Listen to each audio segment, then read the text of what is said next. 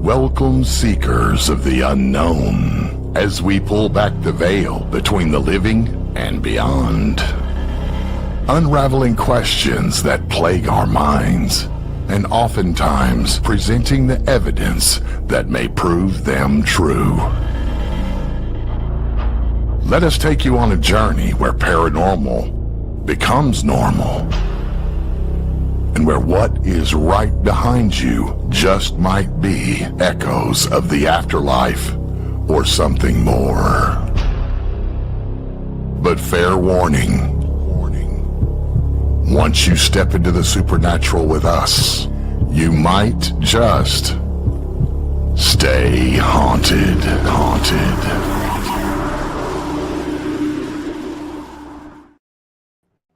Hello, everybody, and welcome to another night of Stay Haunted.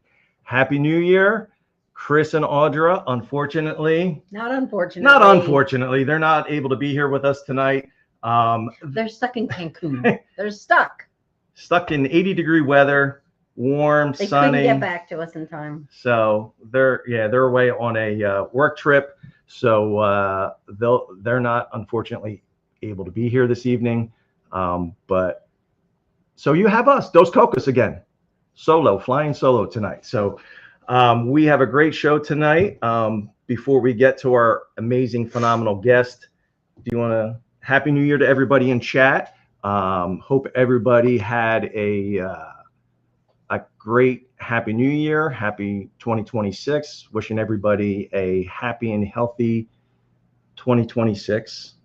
Anything you want to add? I'm trying not to be the Terminator. See? So, FYI, there are two versions again this week. One is the vertical view and one is the regular view. So if you go to the Stay Haunted channel, you will see next to Stay Haunted, there's a little vertical icon. Don't click on that one. If you want to see it regular view, you can click. There should be one right below it on the view the channel. If you go to the YouTube page and view the channel, you'll see right at the, and go to lives, you'll see the two show link icons. You can click on the one that it doesn't have the little phone looking rectangle icon next to it. So that's that. So hello to everybody in chat. Hello to Ronald from ERT Radio.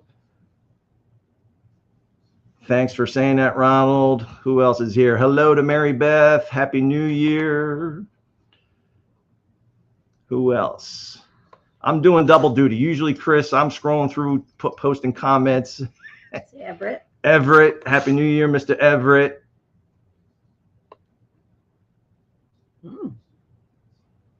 Very nice. So, anywho, so how was our weekend? How was our New Year's? New Year's was fun. Good. We had a little family get together. We had a party. We had a party with family and friends on New Year's Eve, celebrating a couple of birthdays. And then we ended up, we kicked off 2026 investigations already. We had two. What did we do Friday? We did Way Hill with my family, which is it good or bad? I mean, they don't know how to investigate. So people were jumping out of closets, people were screaming, everybody was running. It was more just for fun. But we did get a couple little EVPs along the way. We did. Once everybody kind of cleared out, we went down into for those of you, if you've ever been to White Hill Mansion in Fieldsboro, it's a great location. We ended the night in the speakeasy, and we got our son, our 21-year-old son, TJ, was with us. And we did an EVP, and there's a little car on the back wall of Lightning McQueen. His question during the EVP was, what color is the car? The toy car. What color is the toy car? And we got a little boy's voice that said, it's red. So that was a pretty cool experience for him. Kind of got him all excited about kind of doing investigation. So maybe that'll entice him to come out with us on a few more adventures. We didn't have many takers for another one. Yeah, in 2026. Which is too cold. Yeah. They were freezing. It was chilly. And then Saturday night we did we were at the Ritz. We were at the Ritz Theater in Haddon Township with the Parasite Project.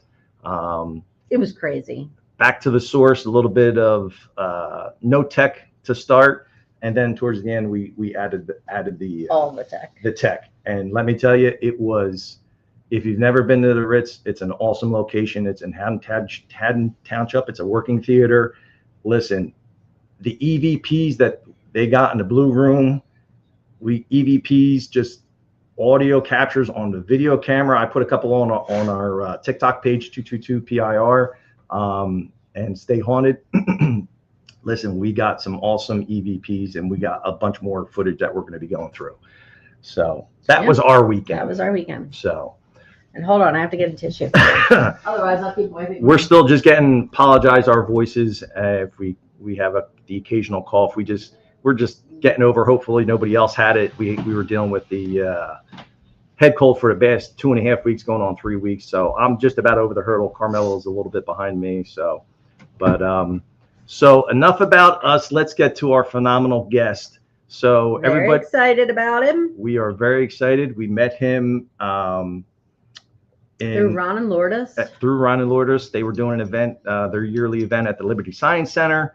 And he was co-speaking with them. They were kind of working in collaboration with everybody that knows Ron and Lourdes, their analytic idealism philosophy on universal consciousness. And, it was our first time meeting our guest for tonight, Mr. Chris DeCesare. I'm going to read his bio and then I'll bring him on.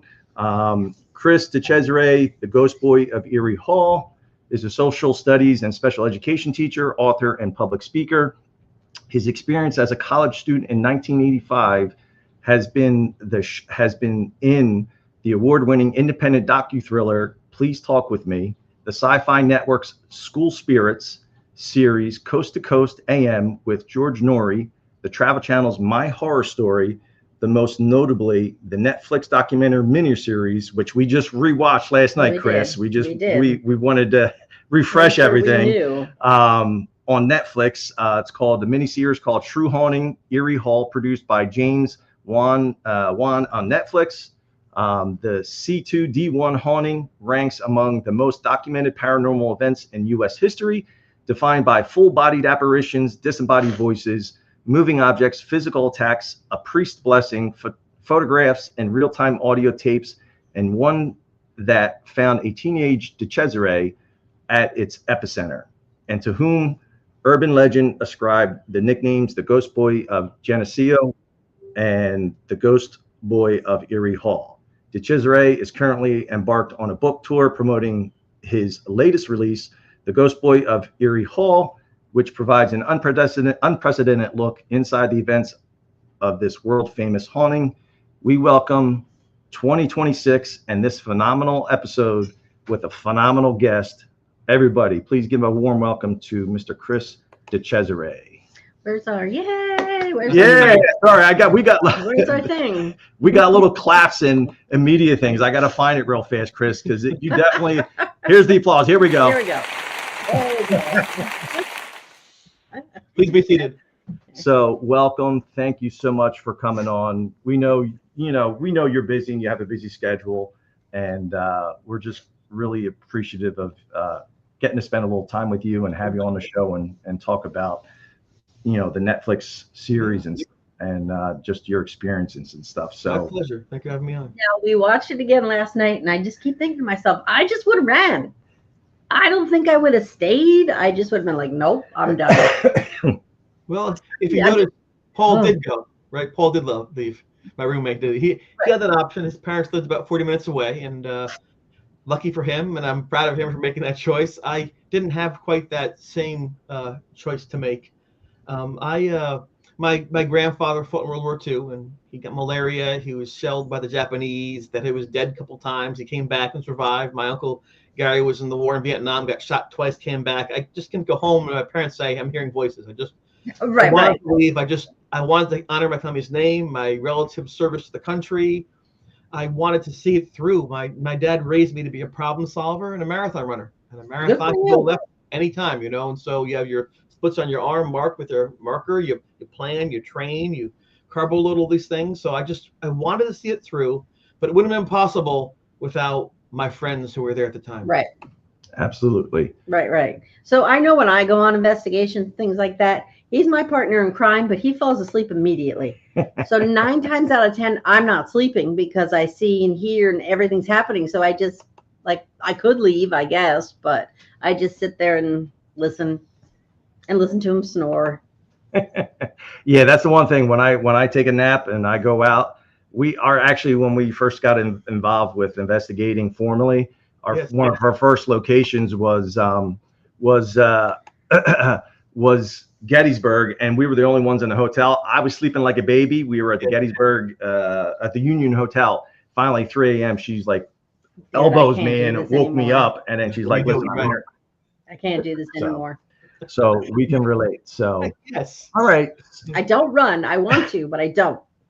So we have some questions for you, and I kind of laid it out as kind of, I don't want to get right to the Netflix. I kind of want to build it up to kind of how it all came to fruition and stuff like that. So before we kind of get to the Netflix miniseries, my first question that I want to ask you is, for those of us that are maybe just meeting you that don't know your story, Sure. Who were you before Eerie Hall? I was a happy kid. I was just so happy. And hello, everybody out there. Hi, Mary Beth. Uncle Bob, to check your email. And hello, April. Good to see you. Hello, 305 out there. Yes, I was a runner. That's what I did. My dad raised me since 11 years old to compete competitively. I was age 14, my first marathon in Montreal, 26.2 miles. I did that and just was hungry afterwards, and I just had this knack, this ability to run, and I did, and I loved it, and when you do something good for your school, in high school and college, people appreciate that. You become popular. People want to reward you to make them look good too. So it was a nice dynamic relationship. I was healthy. I was happy. The world was my oyster. I always say this with the truth. The MTV was just out, and just the videos were amazing to dance to, and the Olympics were held. It was a great time to be alive, and I was a very happy kid. I wasn't a loud person. I was kind of a quiet person, but I was always a person to try to make people around me happy. I was the person that made people laugh or have a good time. Ever since I was a little kid, that's what I did. So I was the guy that'd be always shrieking. That was just me, and just living life. And I wasn't that person they always portray in the movies where they're depressed and angry in the basement. Right. They're shooting up something. They're doing tarot cards and Ouija boards and summoning demons. And, I was just a happy kid with no inkling anything like that, an extreme haunting could occur. In fact, if I can share this real quick, this is the reason I chose the book cover, which is here. That's me at the toga party. About a half an hour before I saw the ghost for the first time. This is the last time in my life I was me. I could just be me who I was beforehand. That's why I put that on the cover. That's the beginning, and this is the end. So I tried to make it. Wow. That is, just, and, like you didn't know what was going to happen, what was going to, nobody would think that, expect that to happen, that type of experience or event in your, in somebody's life. I first had to figure out was it really happening. It could have been a practical joke. It could have been drugs in my food. It could have been a gas leak in the room. It could be hypnosis. It could have been mass hysteria. It could have been SAD. It could have been so many things. And again, I problem solved in my marathon. So I began to analyze and create a checklist of what it may or may not be. But very quickly, to my displeasure, all the common answers I would accept were not applicable. What was left was a thing called the paranormal, and I was very uncomfortable with that. Luckily, my friend who lived next door, John Jeff Unger, was there, and he loved watching things like In Search Of, and that's incredible. And he had a working understanding, reading Colin Wilson, of some of these things. So he was the most amazing resource, the most amazing, person that would guide me through these happenings. Awesome. So a couple quick little things before we move on to the next question. You mentioned MTV. I just saw it. I think MTV, it shut down, right? It shut down. Rest in peace. Rest in peace. Yeah.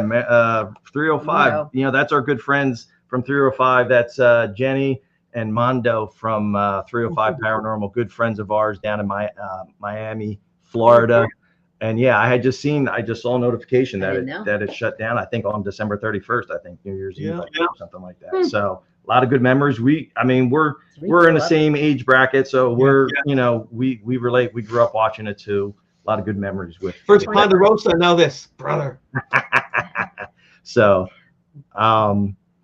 so I asked a question about who you were. Yes. Now, just when you hear Eerie Hall, what does that kind of do for you? Or what, when people say Eerie Hall, what's the first emotion that comes to your thought? It's going to sound strange at me. It's the place where I was basically created. It's a place where this new version of me that would dominate the next 40 years of my life was born. It's my first home was where I grew up with my parents in the Orange County, New York, by West Point, and I was there till I was 18 or so, and then I went to college just expecting to get qualifications for a job or maybe make the Olympic team, something like that. No clues to what it would mean to be beyond just mechanical thing, like just help me out, get me through this, and go on my way. I had no idea that it would form who I would be. I learned about what life could be. I learned challenges that were beyond my initial comprehension. I forged amazing friendships that to this day last and are strong. And it created for me a legacy that I didn't want, but a legacy that will live far beyond me. With the show now, 9 million people have seen it around the globe. Right. So it kind of made you grow up a little bit, though, too. It kind of made you grow up a little too, quick. I had no choice. Right, that's what I mean. Like it, yeah. Just I wish it never happened, but things happen to people. I mentioned this when I spoke at Liberty Science Center. People get cancer, people get divorced, people have bankruptcy, have addictions, bad things happen, and in those terrible moments, in that cauldron, that fort, that's where you become, for better or worse, who you're going to be. Helps mold you. Right. That when the moments you can't control are what shape you. Right. And I'm very thankful to be talking with both of you right now in this capacity where we're celebrating good things and not looking back and saying what a shame that was. Right. Absolutely. I mean, yeah. I mean, you could have went that way to say that it was negative. It made you negative. But thankfully, you didn't. You went the positive route. Right. I didn't think I would live. I thought for sure I was dead in that place. Right. I thought for sure I'm going to die and that's it. And when if folks for the Netflix show, there's the shower attack scene. I couldn't watch that scene again. Yeah. That came on. I'm like, nope, I'm hiding. That's a tough one. That's a tough one to go through. So imagine how I feel. It's for me. It's like PTSD. It's where it'll happen. But I remember the first thing I did when I fell to the ground was thought, my poor mother. Right. My mom gave up college to have a family and to have me. All her dreams to get up to have me. And there I was as a teenager dying. I thought, my poor mom gave up everything to bury me. Right. Before I'm even like an adult, basically. So I made my face calm and serene so that when they found me and put me in the casket, I'd look peaceful for her sake and not be angry. Right. That's the first thing I thought, because I didn't think I'd make it through. I wanted to live. I wanted to survive. I didn't know how. Right. But you did it, and thank God your friend. Yes. Thank God that he was there. He was a huge part of it. Yeah. Thank you had somebody to rely on. And that documentary, actually kind of leads me into you talking about your friends, and it's mentioned in the documentary. And they're all kind of interviewed in the series. So that kind of like when you first got there to Geneseo College, when you moved in, what was it like? Did you? I know it's portrayed in pretty accurately in the film as far as the friendship that was created and bonded and stuff like that, and how kind of led to everybody being there, for you to during this experience that you were having. Yeah, well, it was really fun to be. I loved home. I had a great upbringing, but it was fun just to be someplace else and see how people lived and what they thought and what was out there beyond my own upbringing. It's kind of compelling to see what else was there. Right. And, there were extremes I hadn't ever seen before. Extremes in behavior, in terms of language, in terms of. Right. Yeah. Now what are they doing there on the floor? What are you talking? What is that? Is that what happened? Or what did you drink? That doesn't look good, And so it was compelling. And, sometimes things just happen by chance, and just by chance, Paul and I, a roommate, ended up in the same suite as a group of people who'd been there a year prior, and Jeff had been there, and Craig had been there, and Ed, and everyone. And And just by chance, Jeff and I began to communicate and share some times and have dinner together and talk a little bit. And so meeting him was transformative. He was the first person since my parents who really helped to create my worldview. He was amazing in terms of he knew about painting, pointillism, impressionists, all those. He learned about the composers, Beethoven and Brahms and Chopin. He knew about writing, all the famous authors, everything from going way back in the day, to contemporary like Jack Kerouac and whatnot. He was just such a font of information. And the coolest thing about him, music, he introduced me to Peter Gabriel, people like that, Echo and the Bunnymen and SSQ, just great 80s, Euro punk bands. Yeah. I'm a Peter Gabriel. I like Peter Gabriel. We both like Peter Gabriel, more so. And then Phil Collins and stuff. So he plays for me. I Go Swimming. Dun, dun, dun, dun, dun. Love me.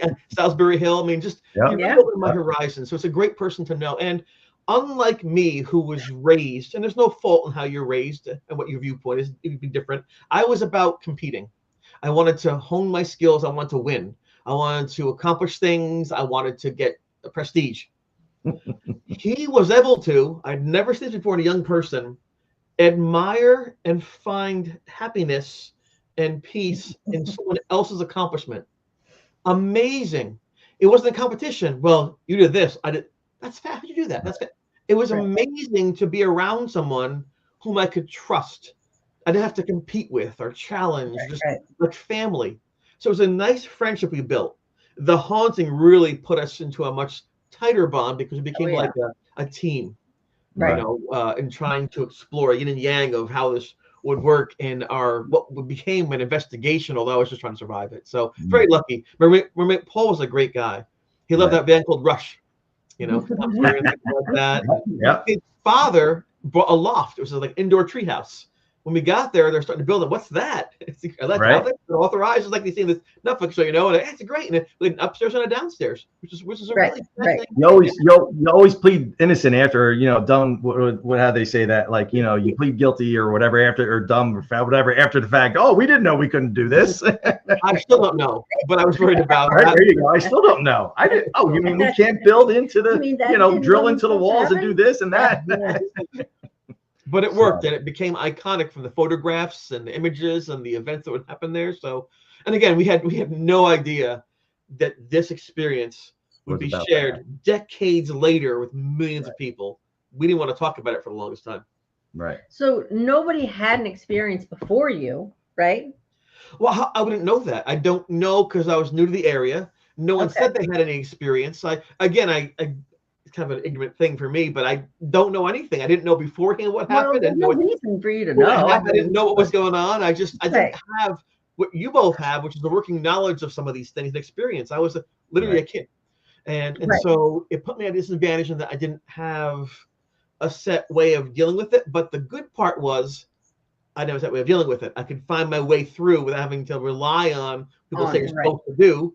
And that was kind of interesting, the approaches that we took over time, myself, Jeff, Beth, Linda, Judy, Craig, Ed. There are a whole bunch of us, more than you see in the Netflix show. My dad, Father Charlie, Dr. Lawrence Kepler, the psychologist. So a lot of people were involved, and it really became, looking back, an epic time period, but I just wish it never happened. Right. But no one, even now, no one ever came back and said, oh, the year before you were there, this is what happened to me. Like no one ever came out and said anything after. No, there's nothing. Wondered about that. Jeff would talk with me a lot, especially after the Warren situation and Lorraine Warren, she wouldn't shake my hand, and then I was on stage. Jeff was really found that compelling. Like, okay, what do they sense in you? What do they, the experts, the demonologists, why would they do that? There must be something about you. Let's think about this and see if there's anything that is meaningful about that. And so he began asking me questions, and we talked about things. And one of the things early on he thought was perhaps I might have picked this thing up on my long runs. I might have brought it back to the college. That's what primary theories was, of many, but that was a primary one. Okay. So you got settled in. So my next question would be, how long, well, first, what was your first experience? And when that happened, what made you say, hey, this isn't normal? And then from there, kind of explain how kind of like the time frame of how long of a time period that this kind of occurred. It took place while you were at the college. The first thing that happened was at the toga party in January, I think the 26th or so. I remember seeing that person outside the window, dressed in a very strange fashion, looking like angry, like we're dancing at his grave. I thought maybe somebody escaped from like a prison or something like that. I didn't know who it was, and I wanted to go outside. I mentioned some people, but I didn't know at the time that might have been a ghost. A few days later, I was in my room in C2D1 where the loft was, working on a paper, and I began hearing somebody whisper my name, Chris, over and over. Then I thought, well, that's strange. It was only years later I thought back, wait a second, we actually saw that thing at the toga party before. I was looking back, and because I had no concept that this could happen. I was looking for clues. It wasn't until I knew in my room in a closed environment, hearing those sounds, that shouldn't be happening. Put headphones on. Right. Headphones. Again, that should not be happening. And then I saw it. The next evening I saw it standing, coming out of the stereo, rising from the stereo, like a person, but like the vision with the legs in the stereo. And I could not believe I was seeing that. And the fact that I was seeing a ghost was more scary than what it looked like, because I can't see them. They're not real. And if they're not real and I'm crazy, that's really bad. I better get some help. And that's what was traumatizing to me, is that my whole life I never panicked, not in big cross-country events or marathons or state testing. My dad always told me, a pilot cannot panic. A surgeon cannot panic. You cannot panic. And then for the first time, seeing that made me panic, and that was devastating. Because it's like uncontrolled. You can't control it. Yeah. Well, I can't even explain it. Is it really happening? Because if you don't know if you're seeing reality, you really can't survive, because you don't know if you're dangerous to yourself or other people. You don't know if it's just a scary place to be in. And I would put forth to you and to your viewers, listeners, that if you don't understand your environment, it's hard to survive in it. Yeah. Right. Absolutely. Yeah. I mean, here in my house the other day, I saw a black. Cheyenne's listening. Our son's fiance is listening, and she doesn't like to hear the stories. But in front of our door, I was standing and I was staring, and I was like, huh. And he goes, what? I'm like, well, it got really dark. And then the black shadow continued to move away, and then you saw the sun again. And I mean, I was calm because of what I've been doing. Right. But had that been the first time I ever saw that, I think I probably wouldn't be good. It'd be startling, right? Right. Oh, yeah. But I said to him, I think there's something in the other room, but I'm not sure. So. Oh, geez. She said, it's not here. I haven't. It's not here. It's gone. I told it to get away. So after that kind of that first experience, and then, for those of our viewers that have watched it, and maybe those that haven't watched it, go watch it. Definitely watch it. But we're not going to give all the giveaways or all the kind of spoilers, so to speak. There's one spoiler I can share. One spoiler. I live. Yeah, that's right. There you go. That's a great thing. He's still here. So we have a question. So after these couple of these experiences, we know that you do seek help, and then I believe Jeff, I believe it was Jeff in the series that you go and see Ed and Lorraine, because they just so happen to be doing a guest lecture lecture at the college. So we do have a question from one of our guests, Lenny. Did you find out why Lorraine and Warren wouldn't shake your hand? Yeah, that's a fascinating scenario, and I'm glad they included that in the show, because it really speaks to my relationship with people who were established in the field and how they would perceive somebody else. And back in the day, because it was the occult, it wasn't commonality like it is today. And we went to the presentation because Jeff had seen a poster on the wall that said Demonologist and Lorraine Warren will be speaking at the college. And he brought that poster to our dining hall table and said, let's go. I'm like, I don't know. And he said, it's free. So I thought, well, why not? Free, I can probably go. I mean, Star Trek isn't real, but I loved it. Right. Isn't real, but I loved it. So I'll go have a nice time. I don't have to be challenged by it, and just a nice free show, and then go home and tell my friends how cool it was. Let's get something to eat. Right. I had no idea it would affect me. And when we got there, I knew they were famous. I don't know who they were because it was packed. And there were people from the community, from out miles away, and young people. So I knew they must have been famous. And Jeff mentioned to me that they had this thing called the Amityville Horror and stuff like that, and they were very famous and well known. And so we got there, and she was an amazing presenter. I really enjoyed listening to her speak. I can tell you that what she said she believed. And that's always encouraging when you're listening to them speak. And they had these slides they showed, black and white images of what they claimed were ghosts and entities. They played these sounds, which they called EVPs, which I later on found out was called electronic voice phenomena. I had no idea what that was at the time. Right. And those sounded kind of weird. I mean, it could have been anything from a goat to someone post Taco Bell. I don't know, but they did sound off. It's like, that's a weird sound. I don't like the way they sounded. Remember, the one thing that got to me was that they showed an image supposedly of a woman in the back of her car at her own funeral. That concept. But I wasn't really engaged in that type of thought. And Lorraine Warren would say things like attracts like. I'm like, no, it doesn't. I turned to Jeff. I'm like, give me 2 magnets. Like, right? But she wasn't talking that way. And the more she talked, the more I realized she's talking about human interaction and energy and spiritual things, not so much science per se. And I couldn't discount much of what she was saying. And you really can't see it much, but there's a poster right there. That's the actual poster from the event right there on the wall. But at the end of the event, Ed said, come on down, meet Lorraine. And Jeff thought that's a great idea. Jeff had actually written a series of questions in his journal to ask them. And he wanted, which ones did he pick? So he put me ahead of him and said, more time, just like this question. And off we went. And I got to the stage and I stood up and said, I will not shake your hand. And she said, I don't want to know my future, Sylvie. Ed put his hands on me and tossed me off the stage, just like that. Boom. It was actually a little worse than they showed in Netflix, but James Wan knows him as his legacy, but it was rougher than they showed. And I was really upset. I felt embarrassed. I felt humiliated, insulted. Yeah. We went on a tour of the campus looking for other activity. I didn't go. And Jeff accompanied me back to our college room in C2D1. We talked a little bit. And years later, I'm going to say 33 years later, I was at an event. This is after my sci-fi show. And a woman came up to me and she said, hi, my name is Judy. I'm like, hi, Judy. And she said, my mom really loves you. You're the Ghost Boy, right? And I said, oh, yeah, that's me. I'm Chris. I'm the Ghost Boy. I said, who's your mom? She said, Lorraine Warren. I'm like, and you're like, wait a minute. I said, that's very nice. I said, but let me tell you, must have been another Chris. It wasn't me. It's another Christy. Because let me tell you what happened with your parents and me. And she laughed. No, I know about that. She was in the car. She would not like to go into the event. They scared her. She didn't like the paranormal. Never did. She went in the car and do crossword puzzles and word searches and things. And they came back. Her mom came back that night. Talked about this blonde-haired boy who had this vibrant, huge aura that blocked her. She couldn't read people like she was supposed to read them. And she said, I would read her instead and ruin what they're paid to do. And so they had to get me off the stage, keep the show going on. So I thought I was very insulted personally, but just matter of fact, no, next. But she was impressed about that. And for years later, she talked about me saying she thought it was cool.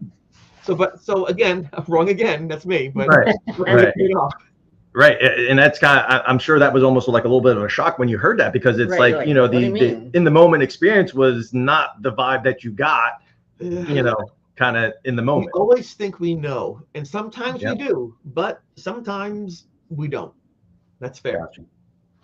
Yeah, I mean, that is weird to be pushed away, saying, no. Yeah. Nobody else was. What do you mean? Knows that for a fact. You talked about Jeff, and the one thing from the documentary, and now we have all these gizmos and gadgets to when we do paranormal investigations and stuff like that, supernatural investigations, and the presence that Jeff had, everything, right? It was Jeff that kept all the documents and the records and the recordings and the notes, detailed notes. Like, you think about that could have easily just gotten kind of pushed aside and not had been there when this story, when it came to be and to this point in time. It's fascinating. I think about that a lot. And there's two ways to approach the relationship that Jeff and I had in regards to the haunting. One school of thought says it was meant to happen. It was supposed to happen. There's a familial connection, a reverberation that things sometimes just happen. For people love at first sight. Things go in threes. That we were both meant to have this experience. The other school of thought would be that we, as individuals with free will, gravitated toward this one moment, either because of curiosity or concern or adventurousness, whatever it was, and then we created the bond that lasts to this day. And probably it's a mixture of both. Probably like most things in life, there's a balance in things. If people tell their side of the story and usually it's in the middle someplace. Right. I think it's a combination. I think that we both found ourselves in that location by some kind of providence, looking back. But once we got there in that place, we ourselves made the most of that friendship.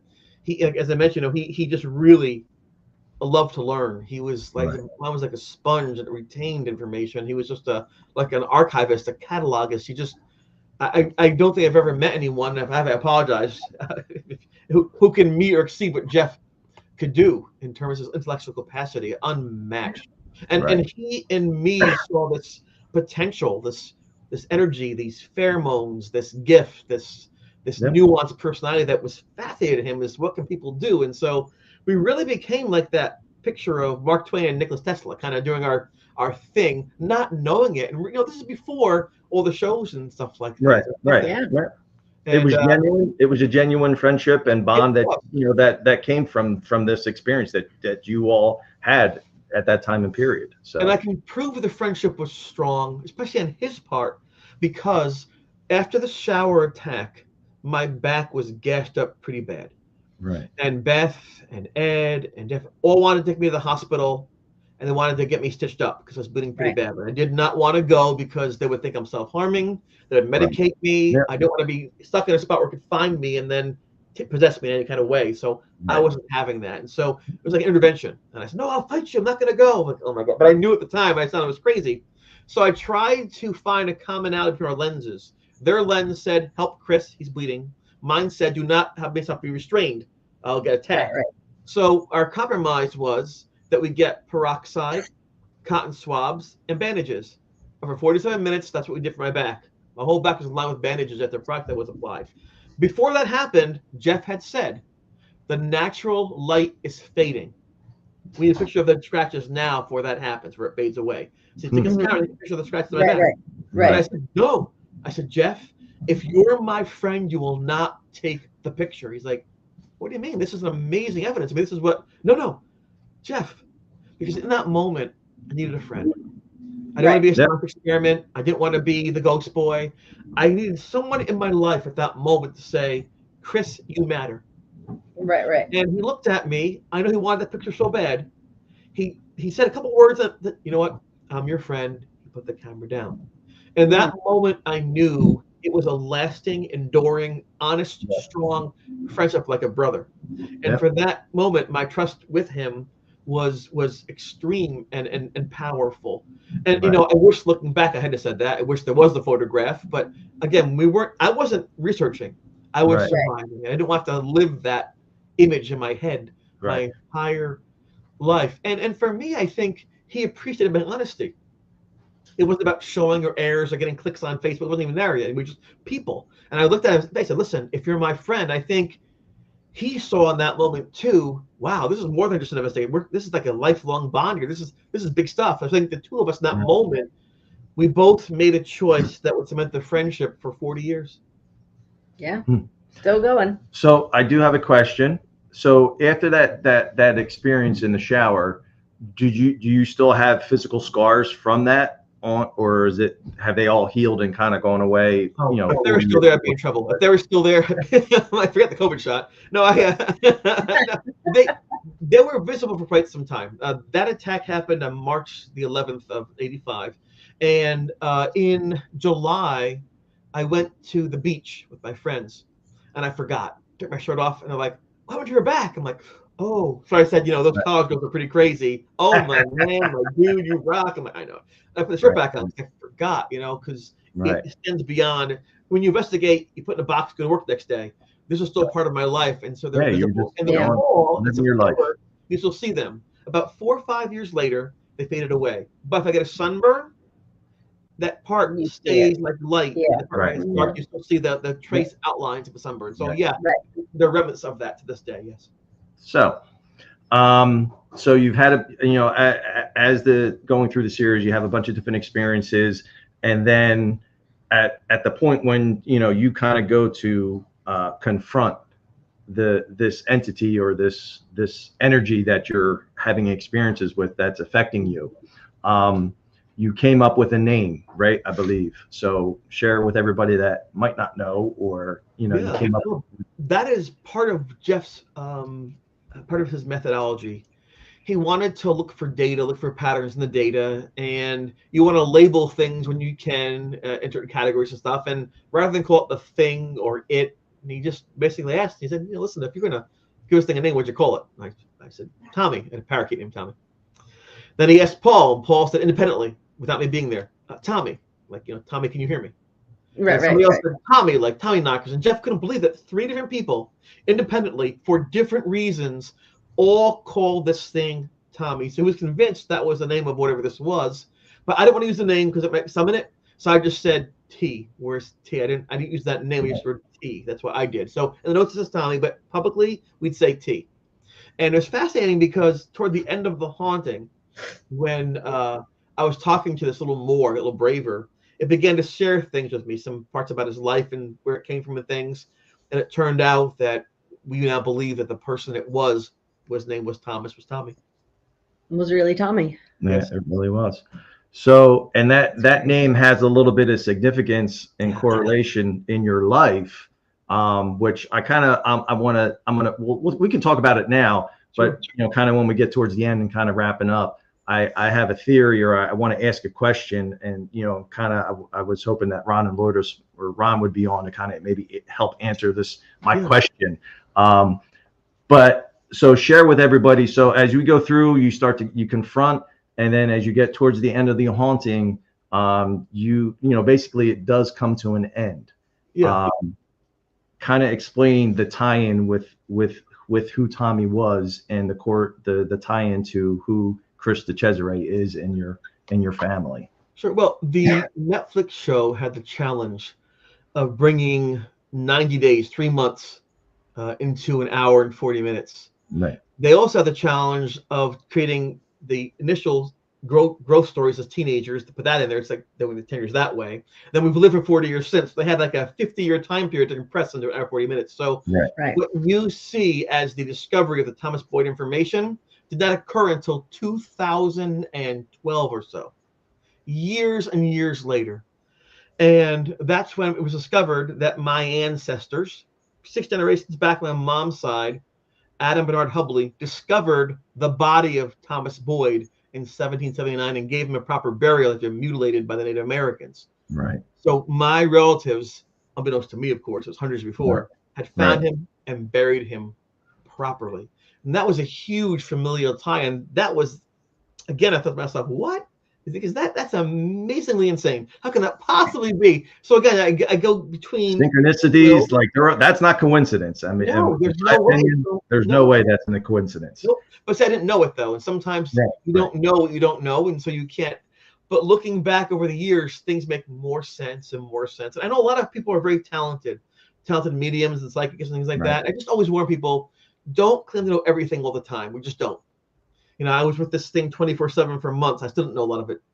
You can be with a partner for 5 years, not really know much about them sometimes, So I always tell people, you start with credibility. Earn it. Don't lose credibility. Once you create something that's fabricated, once it's not good, you lose the goodwill, and there's no point in doing that. So I'm very honest in saying that I made a lot of mistakes back then. I didn't know what I was doing. I was not always brave. I was the smartest guy, but I meant well. I was a good person. Right. And you stumbled across, so this was how you stumbled across this name, and this tie-in to your family was the path that you would run, when training through the tree or through the woods. And then your experience in the show is they call there's a memorial next to this tree which they call excuse me, what was the torture tree. So but that area was a little bit ways off the road, as you see, and so I didn't really know what it was going by. I mean, there probably was signs and stuff there, maybe it fell, whatever, but I didn't know to look. Even that's part of my run. That's right before the big hill back up at the college. So I'm focusing my form, my arm. Running. Right. I'm not enjoying. I'm trying to make the big teams. I'm not really looking at. You're not. I had no clue. Like, oh, look at that right there. What is that? Yeah, that's an odd looking tree. Where I was So all right, let's talk. Let's get. I guess, how did Netflix approach you about telling this story? About almost 5 years ago now. 5 years ago, next month, I got an email from a production company, and I thought it was a scam, so I deleted it, put it in my trash. About 2 weeks later, a second one came. I thought, that's a scam. I put it in my trash. And then a month later, I'm talking to John Zaffis, I'm the collector, you know, and I'm like, what do you think? Is this? He goes, oh, that's a big company. Race for the White House, Paranormal Witness, the Meghan and Harry biopic, Vatican Girl. It's like huge. I'm like, oh. So I went back to my trash bin. I found it and I responded like, oh, thank goodness they said we try to get it forever. And that's how it was. We had a conversation. Netflix, James Wan wanted to take away all the nonsense from the horror genre, but it's over the top. People just laugh at it now. It's a joke. You know, but he really believed people have experiences that are sincere, that can be proven, that mean something. It's to get back to the roots of how this is supposed to be, more like Hitchcockian and less like, you know, like CGI and stuff. And that was his vision. And so Netflix reached out and they hired on All 3 Media / Raw Productions to do these series, docu-series. At first, the commissioner said that we were dusty, very dusty. We were just old white people. But they realized, I mean, you're regular people. Oh my gosh, this is very good. We love our lenses. It's okay. We have lenses we don't admit to it sometimes. It's allowed, but we open up their minds to say you can be old and white and still have some value in society. You know what I mean? It's allowed. But it wasn't about who we were and what we looked like, our age. It was about the experience we had. And once they saw that, like, this is amazing, they loved it. And it was full steam ahead after that. We did interviews in 2023. They shot the flashback scenes in 24. We did voiceover work in early 25. And then October 7th, boom. And I was right over here on the floor with the covers over my head, my blanket at 3 o'clock in the morning. 1, 2. That's my voice. It was exciting because I knew at that moment in time, the globe would know, the world would know. And I had been able to share it now, and I can breathe. It's out there for the world to digest. I don't have to hold it inside anymore. Right. What did they get right? So they did a good job of portraying. So did they get it right, I guess, in a sense? Example, my father always tripped in the forest. No tripping, but that's so funny. With the sign thing, that's who he was. When Judy says, move over, Romeo, in the first scene, my nickname when in college was Romeo. It's perfect. They really touch in the details. The pictures on the wall, I drew those in college. That behind me, the thing, the wall, newspaper articles. That's me. The newspaper articles I drew. Those are real events. They did a great job of creating the moments for you. Some things that are wrong. I'm left-handed. The actor draws with the right hand. Minor things. The final scene didn't take place in the forest. It took place in my room. I broke the blessing and did it there. But the people who did all the reviews of it, and they had like these showings, said, you're in the room, you're in the room, you're in the room, you're in the room. You gotta break it up a bit. So for the breaking up that process, people into the haunting, that mindset, they put it out in the woods at the end just to create a different different feel for that. Right. They told me that's fine. A couple of dates are wrong, but it really is accurate in terms of the people, the events, how the thing looked, what it sounded like.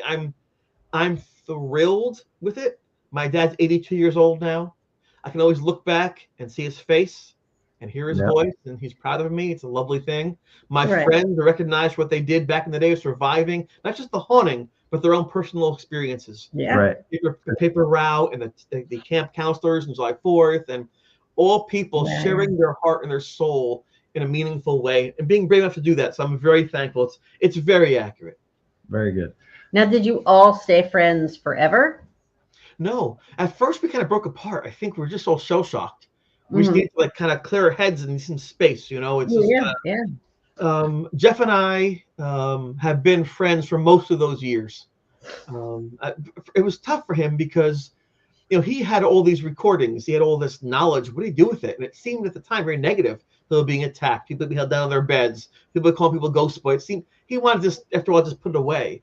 Right. You know, Linda didn't think about it ever again for 30 years. And it wasn't until like 10 years ago she remembered what happened and started crying about it, saying, oh my gosh, this is what happened. And it's been a difficult process. You know, the thing for Jeff and I, it was a woman named Mara Katria who won an award for the film Please Talk With Me, Best Director, feature film. And that was the first time I shared with anybody publicly about what happened.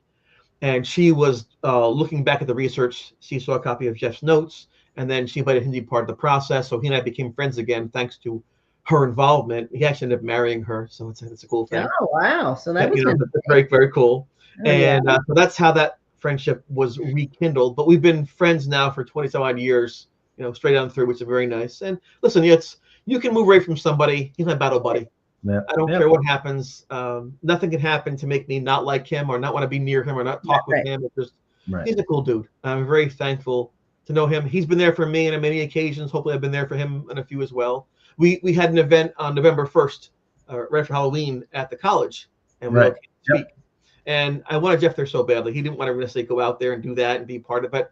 I asked him nicely, and he said yes. You know, and I'm happy to have him there because he's part of this experience as the rest of us are. You know, and people want to see him. They want to hear his. Right.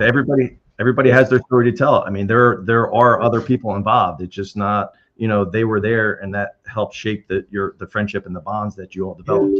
So real fast, not to interrupt, but the UNX network is going to be, we're just about, I know we're only 50 minutes in, we got a little bit of a late start, but it's almost 10 o'clock. At 10 o'clock, UNX network is going to switch over to other programming. If you're watching this show on the UNX network, hop on over to, we're still going to go a little bit longer with Chris, and we have a couple more questions and kind of wrap it up and on our YouTube channel. So hop on over. So yeah, just the that friendship, you know, you could see that in the documentary, how, you know, it's like friends, you know, high school friends, and even in this case, college friends, when that bond and that friendship, you know, even though you may lose contact, if that friendship is true, it's just like nothing skips, you just pick it up like it was yesterday. Like even Craig, you know, you saw his transformation throughout the series. First, like having fun, playing jokes. He's under pressure. At the end, he's crying. He's like, you know, now I know dead people. I know what it's like. You know, the burden he has. So we all grew in that time period, and he was a fascinating character too. He was brought up in a hippie commune. Free love, free this, free that, free everything. Wow. Very different than I was, you know, Grateful Dead playing in the background and stuff. Yeah. He was just an out-of-the-box thinker. So Jeff was this intelligence beyond you know, to compare. Right.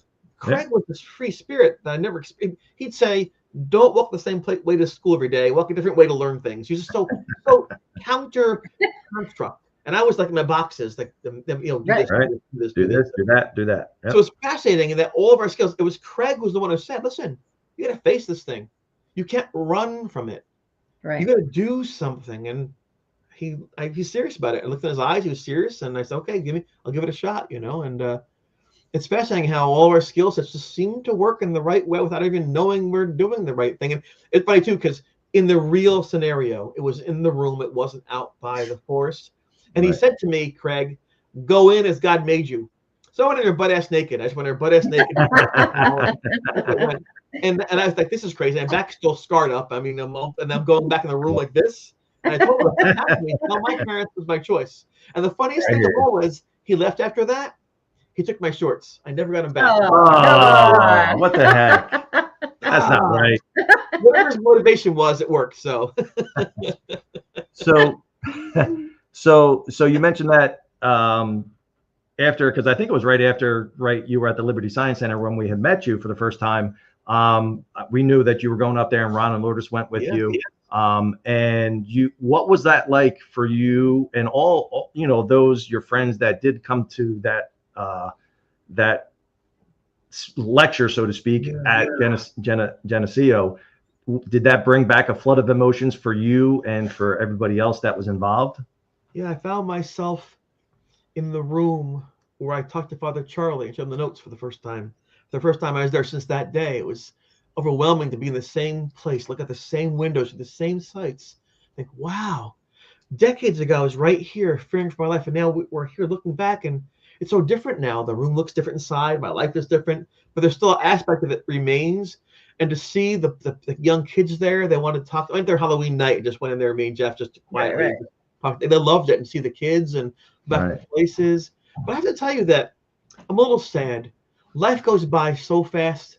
As much as I don't like being there at that time, I do miss the energy of youth and the optimism, and everything's possible at that point in your life. And you haven't, there's no quite the hurt yet. There's no taxes yet. There's no grueling career yet. There's, you know what I'm saying by that? I do. For the most part, there's no death around you yet. It's just, so I kind of miss that, but I enjoy I had that in my life, and I can remember that. And now people can see that. So, you know, and the town is fun. I think it's a beautiful thing.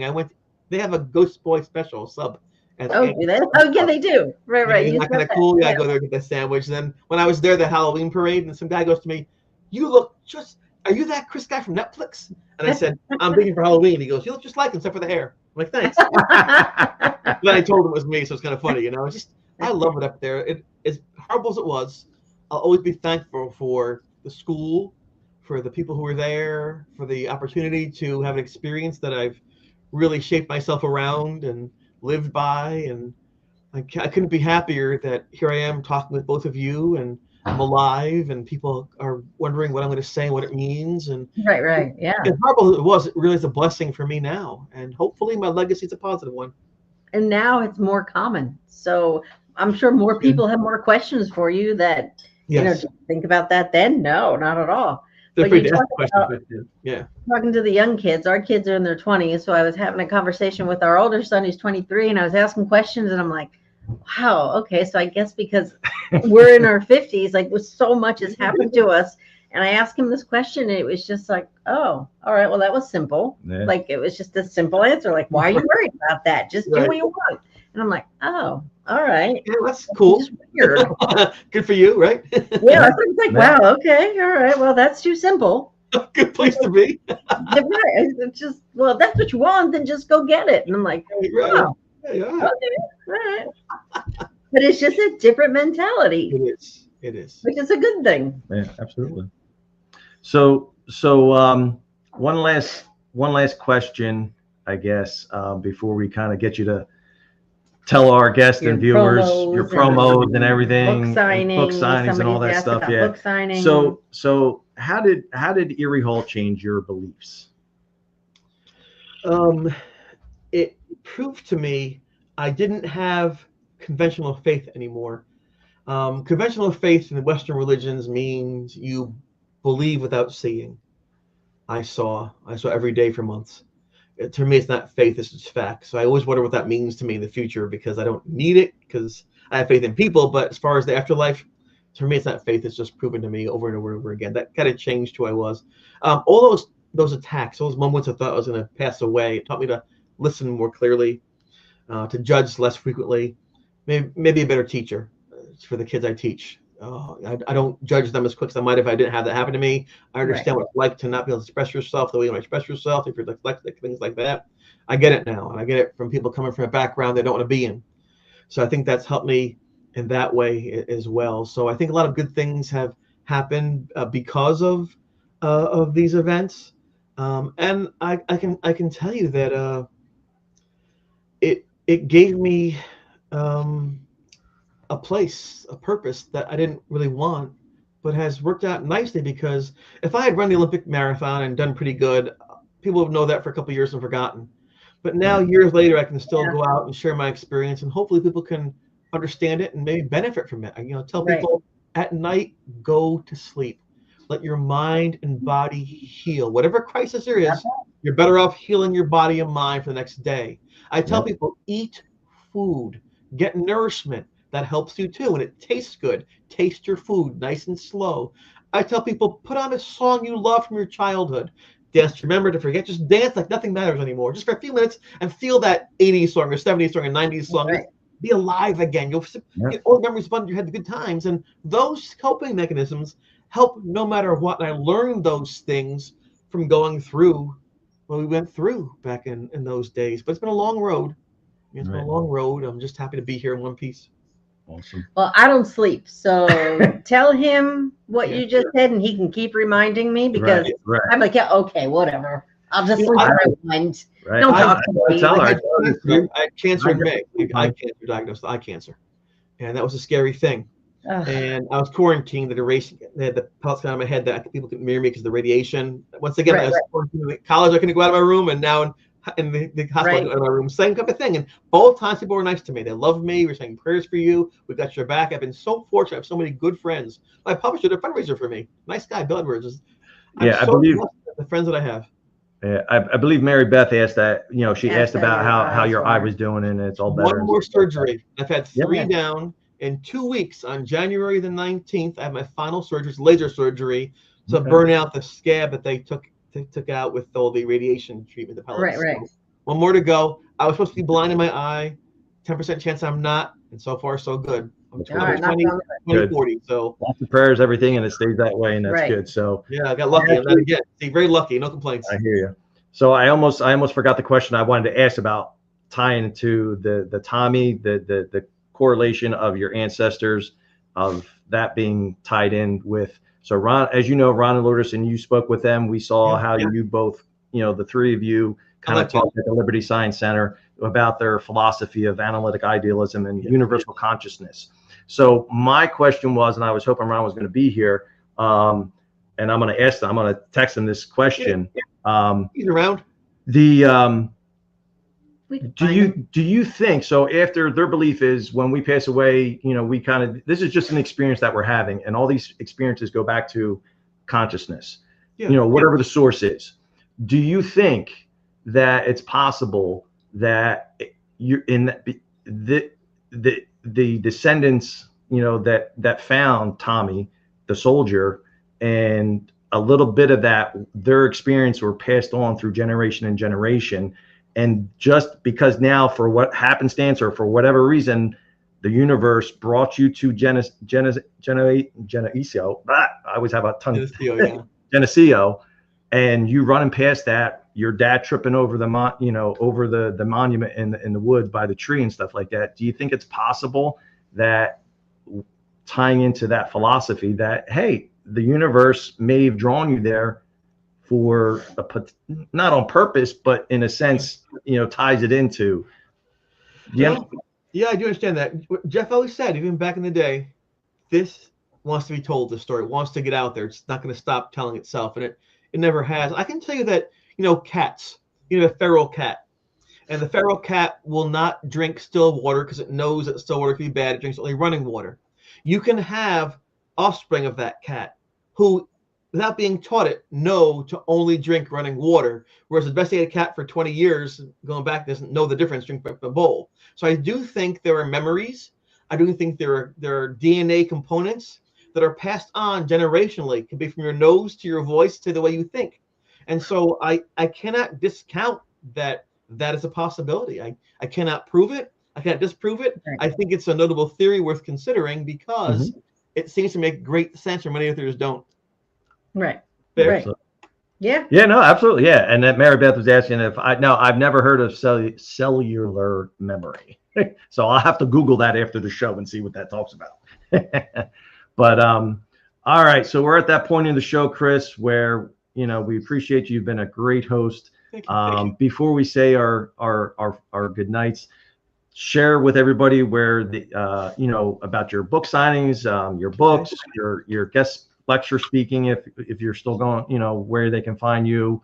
I did put your Facebook at the top of the comment section at the beginning of the show. I put your Facebook, the YouTube page, but go ahead and share away. Places. Those are good places. I'm getting technologically savvy, and I can go on Reddit now, and I can go on X and those places and Instagram. But primarily, I'm still a Facebook person. My parents were years ago, but that's a good place to find me. I am gonna tour this year. I've done it for many years. But I'm gonna be touring. And I can sign books there if you want signed in person. On May 7th, I'm gonna be in East Hartford, Connecticut, at the Transylvania Restaurant and Bar. That's with Charles Rosenay there. On June 6th, I'll be at the 4th Annual New Jersey Cryptid and Paranormal Seminar. That's in Princeton, New Jersey. On July 24th, 26th, I'll be in the Gettysburg Battlefield Bash. That's the Barrys. They're on a great show there. We will see you there. Yeah, you'll be there. August 15th, 16th, I'll be at the Horror Fest at the Verdon Downs Casino and Hotel in upstate New York. That's going to be really cool too. So my schedule's just starting to fill up now. I'm starting to fill in the gaps a little bit. So I'll be all over eventually. I'm trying to if I get down south, I will, and out west, I will, but I'm starting baby steps.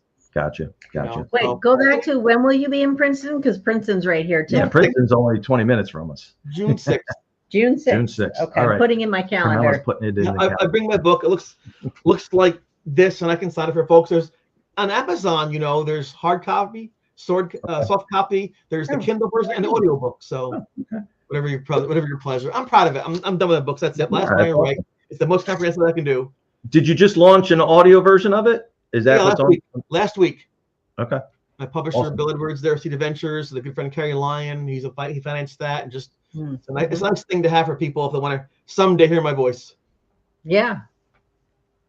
So yeah, that Mary makes Beth thought- sense. yeah, absolutely. Organ transplants sometimes get memories or like of the donor. guess, That makes sense. Yep. Now that she's saying that, that does make sense.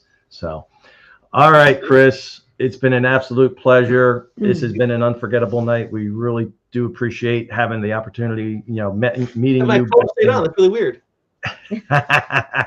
And it was a pleasure meeting you in person, and then being able to have this conversation with you, to share your story, and with other people that may have not heard this story before, were some of our viewers. Thank you for trusting with us your experience at Eerie Hall, sharing what so many people are still trying to understand. Your story is a reminder that some places, some encounters never truly let go. To everyone watching and listening, be sure to go out there, follow Chris on social medias, go visit him if he's close to you.